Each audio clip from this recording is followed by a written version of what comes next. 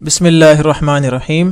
پیارے بچوں، کینٹیب پبلشر کی طرف سے آپ کو خوش آمدید۔ بچوں، اردو کی کتاب سمجھنے کے لیے اور لیکچر کو اچھی طرح سے ذہن نشین کرنے کے لیے جو کتابیں آپ کے پاس ہونی چاہیے ان میں اردو کی کتاب، اس کے ساتھ آپ کے پاس اگر ریسورس پیک ہے جو کہ آپ ہماری ویب سائٹ سے فری میں ڈاؤن لوڈ کر سکتے ہیں تو آپ کو کتاب سمجھنے میں بہت آسانی ہوگی، اور اس کے ساتھ سمر پیک بھی آپ کے پاس ہونا چاہیے تاکہ کتاب کے مشق کے سوالات کے ساتھ ساتھ ہم مزید سوالات بھی سیکھ سکیں۔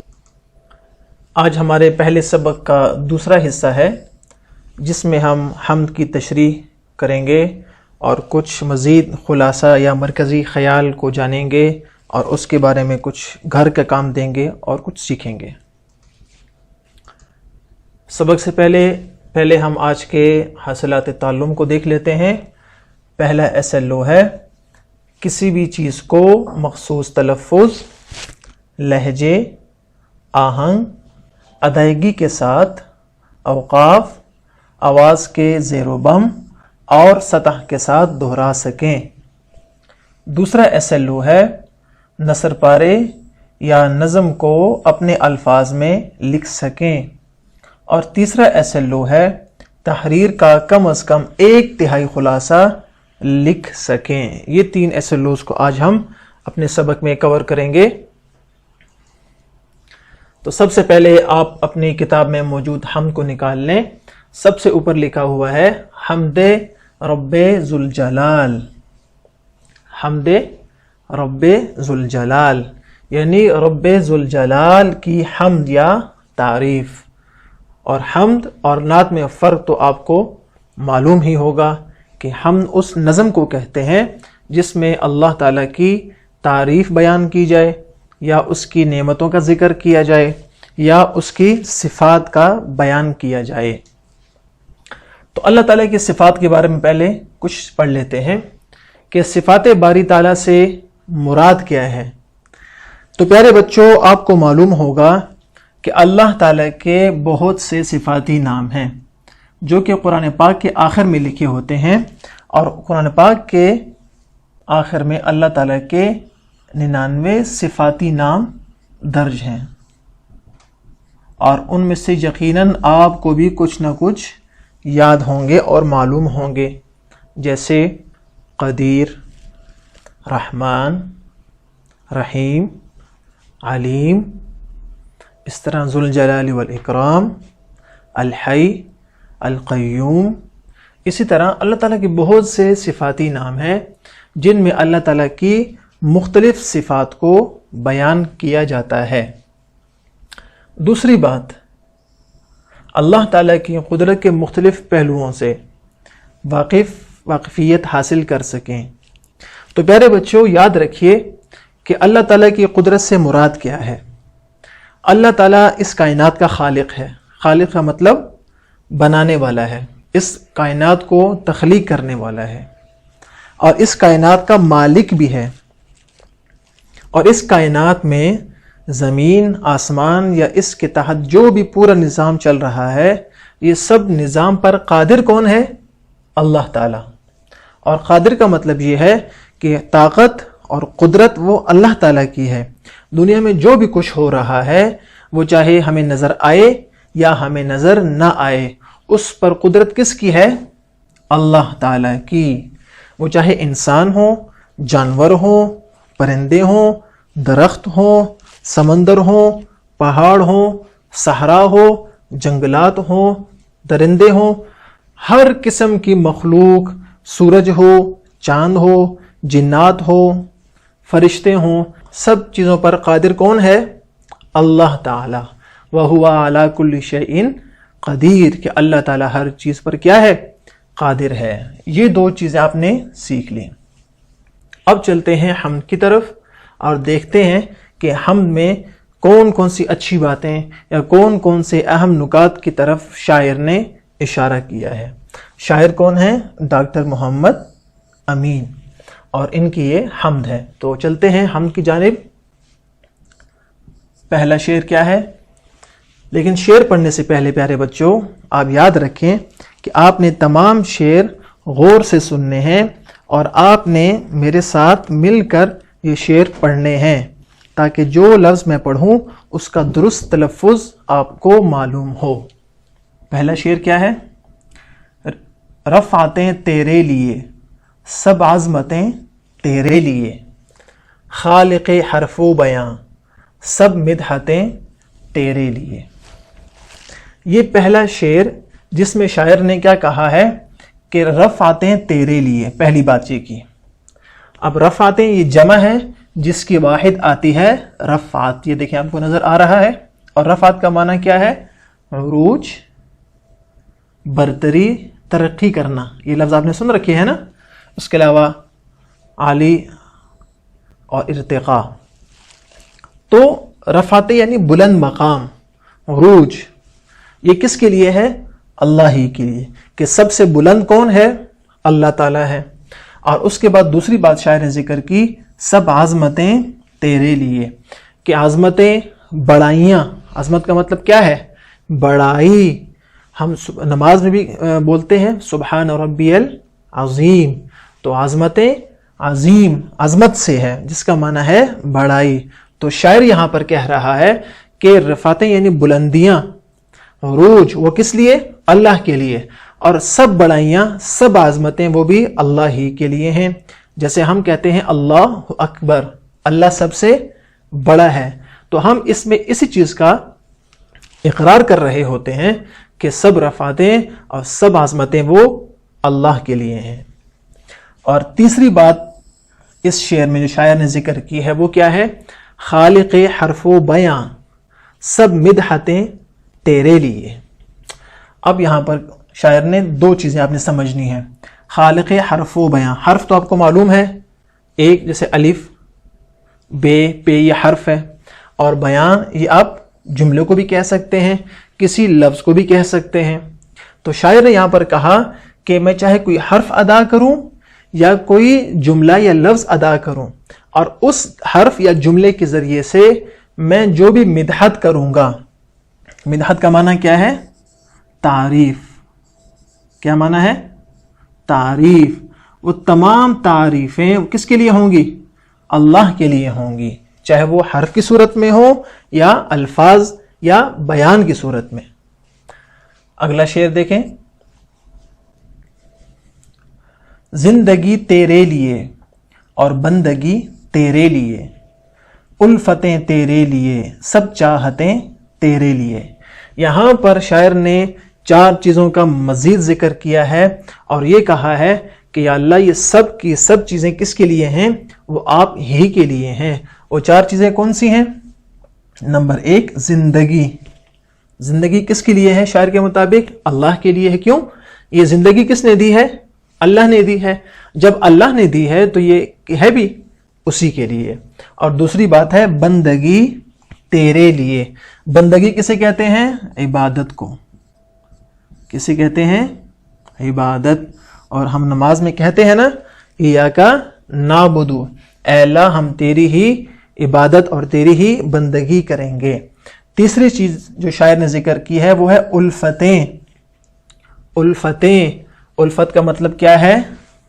چاہت یا محبت، یہاں پر یہ موجود ہے۔ الفتیں جمع ہے اور اس کی واحد ہے الفت۔ اور اگلا لفظ ہے چاہتیں۔ چاہتیں بھی جمع ہے جس کی واحد ہے چاہت، یعنی کسی کو چاہنا۔ تو ہم جس سے محبت کرتے ہیں وہ بھی اللہ کے لیے کرتے ہیں، اور جس سے الفت رکھتے ہیں وہ بھی اللہ کے لیے رکھتے ہیں۔ تو اس شعر میں ان 4 چیزوں کا ذکر ہے۔ اگلے شعر کی جانب چلتے ہیں، وہ کیا ہے؟ تو کہ لا محدود ہے، حد مکان بھی تجھ سے ہے، سرحد امکان تلک، سب رفعتیں تیرے لیے۔ یہاں پر شاعر نے اللہ تعالیٰ کی بہت اچھی تعریف اور بہت عمدہ الفاظ کا استعمال کیا ہے۔ وہ کیا ہے؟ پہلا، تو کہ لا محدود ہے۔ لا محدود، لا محدود کسے کہتے ہیں؟ جس کی کوئی حد یا کوئی انتہا نہ ہو۔ تو شاعر کہتا ہے کہ اے اللہ تعالیٰ آپ لامحدود ہیں، آپ کی کوئی حد نہیں ہے، آپ ہمیشہ سے ہیں، ہمیشہ سے تھے اور ہمیشہ رہیں گے، اور حد مکان بھی تجھ سے ہے، کسی بھی جگہ کی حد وہ بھی آپ ہی نے کی ہے۔ اور اگلا مصرع، سرحد امکان تلک سب رفعتیں تیرے لیے، اور جہاں تک ممکن ہو، سرحد امکان، امکان اصل میں کیا تھا؟ امکان، نون تھا، کیا تھا؟ امکان، آخر میں نون سے نون غنہ بنا دیا۔ شعر میں ایسا کرنا شاعر کے لیے جائز ہے۔ سرحد امکان تلک سب رفعتیں تیرے لیے، یعنی جہاں تک ممکن ہو، امکان جہاں تک امکان ہو، جہاں تک ممکن ہو، سب بلندیاں، سب عظمتیں، سب بڑائیاں وہ کس کے لیے ہیں؟ اللہ کے لیے ہیں۔ اور اگلا شعر دیکھ لیں، شاعر کیا کہہ رہا ہے؟ عقل حیراں ہے کہ کیسا ہے نظام کائنات، اے حکیم بے بدل سب حکمتیں تیرے لیے۔ اور شاعر نے نظام کائنات کو سامنے رکھا، کائنات کے نظام کو، اس دنیا اور اس زمین اور آسمان کے نظام کو دیکھا، اور شاعر کہتا ہے عقل حیراں ہے۔ اس نظام کائنات، اس کائنات کے نظام کو دیکھ کر انسان کی عقل حیران رہ جاتی ہے، دنگ رہ جاتی ہے۔ کیوں کہ سورج، چاند، ستارے، صبح، شام، سردی، گرمی، خزاں، بہار، ستارے، یہ پورا کائنات کا نظام، پھر زمین کا الگ نظام، بارش، پھر دریا، سمندر، نہریں، سبزہ اور باغات، پھل، پھول۔ شاعر کہتا ہے کہ یہ سارا نظام کائنات ایسا ہے کہ جس کو دیکھ کر عقل حیران رہ جاتی ہے، اور ان سب چیزوں میں اللہ کی حکمت جھلکتی ہے۔ کیا جھلکتی ہے؟ حکمت۔ اس لیے شاعر نے کہا اے حکیم بے بدل سب حکمتیں تیرے لیے۔ حکیم کہتے ہیں جو حکمت سے کام لیتا ہے، جس کے کام میں حکمت ہوتی ہے، حکیم صاحب حکمت۔ اور اللہ تعالیٰ کا ایک صفاتی نام بھی کیا ہے؟ حکیم۔ اے حکیم بے بدل، یعنی اے وہ حکیم ذات جس کی کوئی مثال نہیں، جس کی طرح کوئی اور حکمت والا موجود نہیں، بے بدل ہے۔ سب حکمتیں تیرے لیے، جتنی بھی حکمتیں ہیں سب کی سب حکمتیں کس کے لیے ہیں؟ اللہ کے لیے ہیں۔ اگلا شعر دیکھتے ہیں،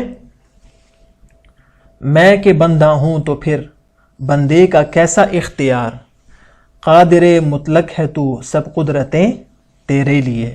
شاعر نے یہاں پر عاجزی کا اظہار کیا ہے، اور کیا کہا ہے؟ میں کہ بندہ ہوں تو پھر بندے کا کیسا اختیار۔ بندہ یہ واحد ہے، اور بندے اسی مصرع میں کیا ہے؟ اس کی جمع۔ اور بندہ کسے کہتے ہیں؟ کسی کی عبادت کرنے والا، پوجنے والا، غلام، نوکر، مطیع یا فرما بردار۔ میں کہ بندہ ہوں تو پھر بندے کا کیسا اختیار، کہ اے اللہ جب میں آپ کا غلام ہوں اور آپ کی عبادت کرنے والا ہوں تو مجھے کوئی اختیار حاصل نہیں ہے، اور قادر مطلق ہے تو، اے اللہ سب قدرتیں کس کو حاصل ہیں؟ اللہ کو۔ قادر مطلق، مطلق کا مطلب ہے اکیلا۔